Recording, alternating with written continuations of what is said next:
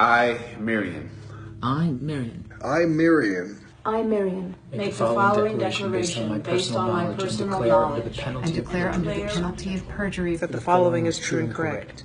My name is Mirian. I am a citizen and national of Honduras. I'm the biological mother of EGM, who was born on July 4th, 2016. EGM is also a citizen and national of Honduras. He is my only child. He is my only child. He is my only child. On January 15th, 2018, I left my home in Progreso, Honduras, with my son to escape to the United States. I brought my son to the United States so that we could seek protection from government violence in Honduras. We fled Honduras after the military tear gassed our home. On February 20th, 2018, my son and I crossed the international bridge in Brownsville, Texas, and presented ourselves to U.S. immigration officers.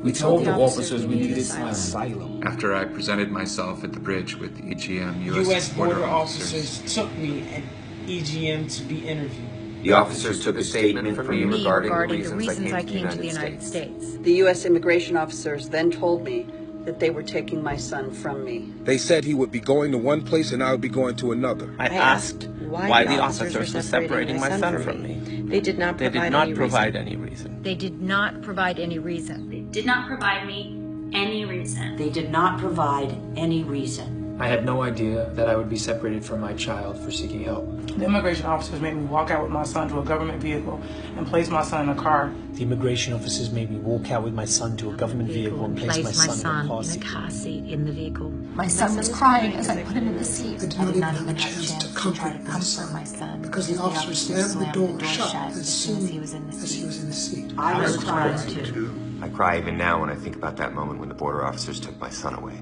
Immigration officers then took me to Port Isabel Detention Center, where I stayed for a few days. I was going crazy wondering what had happened with my son. I was going crazy wondering what had happened with my son. I was very worried about him and did not know where he was. Another detainee told me to write to the immigration officials at the facility to ask about my son. I wrote a request form asking for information about my son, and the officers at the facility told me that he was in a facility in San Antonio, Texas. While detained at the Laredo and Hutto facilities, I have been able to speak several times to a caseworker charged with my son's case. The caseworker has told me that my son has asked for me and cried all the time during the first few days after we were separated. The caseworker says that my son is doing a little better now, but has also had an ear infection and a cough. I have not been able to speak to my son because he does not really talk yet since he's so young. I need to be able to hold him and reassure him that he is safe and that his mother is here for him. My son also needs my care to make sure he is healthy and doing well. During the first weeks after my son and I were separated, I was very depressed and quiet. I did not even want to eat.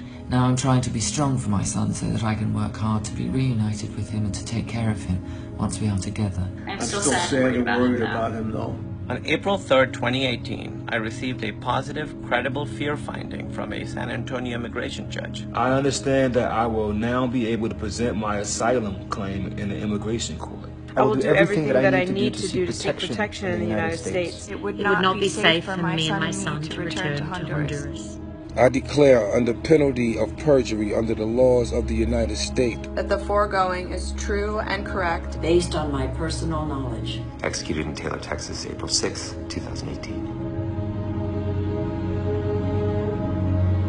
My name is Mirian.